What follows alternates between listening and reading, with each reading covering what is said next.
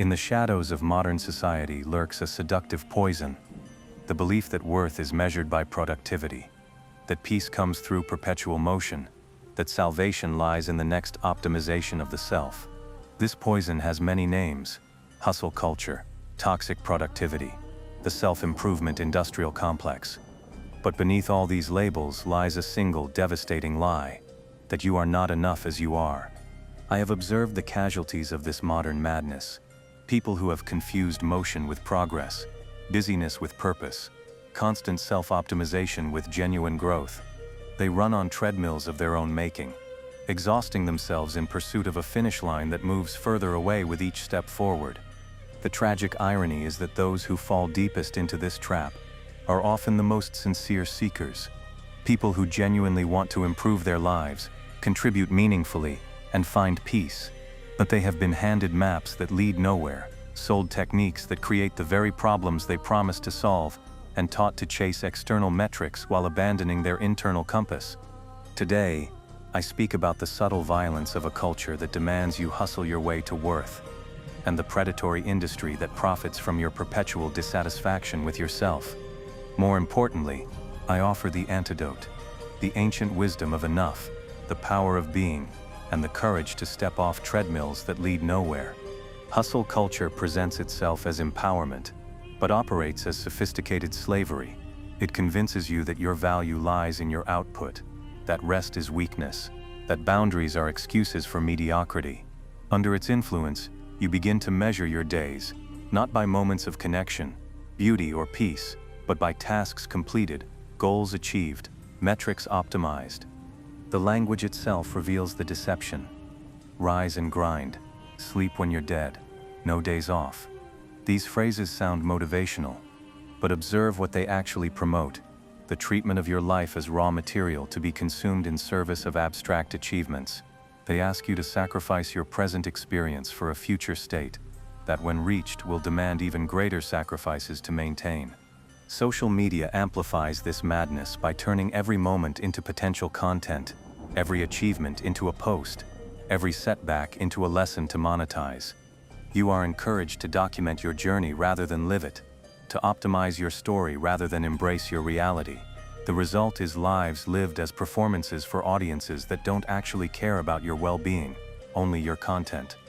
The most insidious aspect is how hustle culture hijacks your natural drive for growth and corrupts it into compulsive doing. Healthy ambition becomes toxic productivity. The belief that every moment must produce measurable results. Rest becomes guilt. Leisure becomes laziness. Simple being becomes evidence of inadequacy. You lose the ability to sit still without feeling like you're falling behind in some cosmic race that has no actual finish line. This mentality creates what psychologists call chronic stress, a state of perpetual activation that destroys both mental and physical health. Your nervous system cannot distinguish between genuine emergencies and artificial urgency about responding to emails or completing projects. The result is anxiety, depression, insomnia, and a host of physical ailments that emerge from treating your life like a machine that should operate at maximum capacity indefinitely. But the deepest casualty is your relationship with yourself. When worth becomes contingent on performance, self-compassion becomes impossible. You become your own harshest taskmaster, criticizing rest, demanding more output, treating your human needs as obstacles to overcome, rather than wisdom to honor. The person you should protect becomes the person you exploit most ruthlessly. The toxic self-help industry has discovered the perfect business model: create insecurity, then sell solutions that generate more insecurity, ensuring perpetual customers who never quite arrive at the promised transformation. This is not accidental. It is the logical result of treating human growth as a commodity rather than a natural process. Observe how the industry operates. It identifies areas where you feel inadequate, amplifies those feelings through social comparison and artificial standards, then offers products that promise to bridge the gap between who you are and who you should be. The gap never closes because the industry depends on your dissatisfaction. The moment you feel genuinely content, you stop buying their solutions. The most sophisticated manipulations come disguised as empowerment. Manifest your dreams, optimize your potential, unlock your authentic self. These phrases sound positive, but they contain a hidden message. Your current self is insufficient. Your current life is substandard. Your current efforts are inadequate.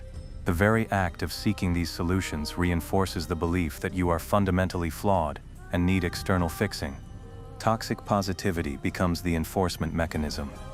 Any acknowledgement of struggle, sadness, or genuine human limitation gets reframed as negative thinking that must be overcome through the right mindset, techniques, or affirmations. This creates a spiritual bypassing, where real emotions get suppressed in favor of artificial optimism, preventing the authentic processing necessary for genuine healing and growth. The industry preys particularly on intelligent, sensitive people who genuinely want to contribute and improve. These individuals become trapped in endless cycles of self-optimization, believing that if they just read enough books, attend enough seminars, or follow enough protocols, they will finally become worthy of love, success, and peace. But the protocols keep changing, the standards keep rising, and the promised transformation remains perpetually just out of reach. Perhaps most damaging is how toxic self-help disconnects you from your own wisdom and intuition. Instead of learning to listen to your body, emotions, and authentic desires, you are taught to override these signals with external systems and strategies. You lose the ability to distinguish between what you genuinely want and what you think you should want, between what serves your actual growth and what serves the industry's profit margins. The result is people who know hundreds of techniques but have lost touch with their basic humanity, who can recite mantras about self-love while treating themselves with crushing judgment, who speak fluently about boundaries while having no idea where their authentic limits actually lie. When life becomes a project to be optimized rather than an experience to be lived, the casualties extend far beyond individual suffering. The ripple effects touch relationships, communities, and the very fabric of human connection. Relationships suffer when people bring the optimization mindset into intimate connections. Partners become projects to improve. Children become achievements to optimize. Friends become networks to leverage for personal growth. The basic human capacity for unconditional love gets corrupted into transactional analysis. What am I getting from this relationship? How is it serving my goals? What metrics can I use to measure its success? The physical body bears the burden of treating life like a machine that should operate at peak efficiency indefinitely. Chronic stress leads to compromised immune systems, sleep disorders, cardiovascular problems, and a host of conditions that emerge when the nervous system remains in perpetual fight-or-flight mode. The body's natural rhythms of rest and activity get overridden by artificial demands for constant productivity. Mental health deteriorates under the weight of impossible standards and relentless self-monitoring. Anxiety emerges from the persistent feeling that you're never doing enough, never achieving enough, never optimizing enough. Depression follows from the exhaustion of maintaining artificial personas and pursuing goals that don't align with your authentic values and desires. The capacity for presence, perhaps the most essential human skill, gets destroyed by the cult of constant improvement. When every moment becomes raw material for optimization, you lose the ability to simply be with what is. Sunsets become photo opportunities. Conversations become networking chances. Quiet moments become productivity guilt. The simple joy of existing without agenda becomes inaccessible. Communities fragment when individuals become obsessed with personal optimization at the expense of collective well-being. The village wisdom that emerges from interdependence gets replaced by individual strategies for success that often require stepping on others or withdrawing from mutual support. Society becomes a collection of competing optimization projects rather than a cooperative network of mutual care. Perhaps most tragically, the pursuit of constant self-improvement often prevents the very growth it promises. Real transformation typically emerges from acceptance, presence, and authentic engagement with reality as it is. But when you're constantly trying to fix, improve, or optimize yourself, you never develop the capacity to be with your current experience long enough for genuine insight and integration to occur. The constant measurement and monitoring creates what researchers call psychological reactance. The more you try to control your internal states, the more they resist control. Happiness becomes elusive when pursued directly. Peace becomes impossible when constantly sought. and authenticity becomes inaccessible when treated as a goal to achieve, rather than a natural state to uncover. The antidote to toxic hustle culture and self-help addiction is not laziness or complacency. It is the ancient wisdom of enough. This wisdom recognizes that you already possess everything necessary for peace, fulfillment, and authentic contribution. The work is not to add more, but to remove the obstacles that prevent you from accessing what is already present. True productivity emerges from alignment, rather than force. When your actions flow from authentic values and genuine passion, effort becomes effortless, work becomes play, and results emerge naturally without the grinding that characterizes toxic hustle. This is not about doing less. It is about doing what matters with complete presence, rather than doing everything with scattered attention. The concept of persistence culture offers a healthier alternative to hustle culture. Instead of glorifying intensity and suffering, persistence culture values consistency, sustainability, and long-term growth over short-term achievements. It recognizes that meaningful accomplishments emerge from showing up regularly, rather than burning out dramatically. Rest becomes a practice of wisdom, rather than a sign of weakness. Your body's natural rhythms of activity and recovery are not obstacles to overcome, but intelligence to honor. Sleep, relaxation, and downtime are not stolen time, but necessary investments in your capacity for sustained contribution and genuine presence. Authentic self-improvement focuses on removing barriers to your natural expression, rather than adding techniques to fix imagined deficiencies. Instead of asking, "How can I optimize myself?" the wiser question becomes, "What is preventing me from being who I already am?" This shift moves you from accumulation to subtraction, from performing to being, from fixing to accepting. The practice of presence replaces the obsession with progress. When you can be fully where you are, doing what you're doing, without constantly evaluating whether it's enough, or wondering what you should be doing instead, you discover a quality of aliveness that no amount of optimization can provide. This presence becomes both the means and the end of genuine development. Relationships heal when approached with curiosity rather than improvement agendas. Instead of trying to optimize your connections or fix your loved ones, you learn to show up authentically and allow others the same freedom. This creates space for genuine intimacy based on mutual acceptance rather than conditional approval based on performance metrics. The ancient principle of beginner's mind offers protection against the toxic certainty that characterizes much self-help culture. When you approach life with genuine curiosity and openness to learning from each experience, you don't need external authorities to tell you what you should feel, think, or desire. Your own direct experience becomes the most reliable guide for growth and decision-making. Moving beyond toxic hustle culture and self-help addiction requires developing what I call aligned action, the ability to respond to life from your deepest values and authentic nature, rather than from external pressures or improvement agendas. This is not passive, but actively choosing what serves your genuine growth over what appears impressive to others. Begin by questioning every should that governs your daily life. Who decided you should wake up at 5 a.m., optimize your morning routine, track your habits, or maintain constant productivity? Distinguish between genuine desires that emerge from your authentic self and artificial standards imposed by optimization culture. The goal is not to rebel against all structure, but to choose structures that serve your actual growth, rather than your image of what growth should look like. Practice the art of strategic stopping. In a culture that glorifies addition, subtraction becomes a radical act. What meetings, commitments, habits, and goals can you eliminate to create space for what actually matters? Often the most transformative action is the action you choose not to take, the optimization you choose not to pursue, the improvement project you choose to abandon. Cultivate what the ancients called natural rhythm, the ability to honor your body's energy cycles, your mind's creative patterns, and your spirit's need for both engagement and rest. This means working when energy is high and resting when it's low, pursuing challenges when curiosity is active, and reflecting when integration is needed.